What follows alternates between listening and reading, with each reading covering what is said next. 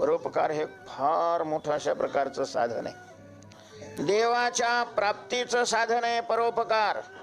महाराज, जे देव मानत नाही पण परोपकार करतात ते देव मानणाऱ्यापेक्षा काही पटीने श्रेष्ठ आहेत. जे देव मानून पुन्हा सगळ्यावर खोट्या फिरवतात, उंबर काय काय असं फिरवणे त्याला काय म्हणते, वरवाटा फिरवणारे कनिष्ठ आहेत, कनिष्ठ आहे. ज्यांनी माळा घातलेल्या आहेत, भजन कीर्तन करतात, आळंदी पंढरीची वारी करतात, त्यांनी हे लक्षात ठेवायला पाहिजे. केवळ मंदिरामध्ये देव नाहीये.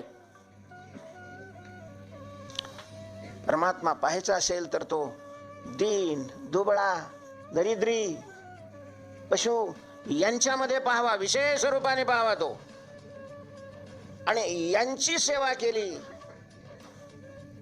तर तो लवकर अशा प्रकारचा प्राप्त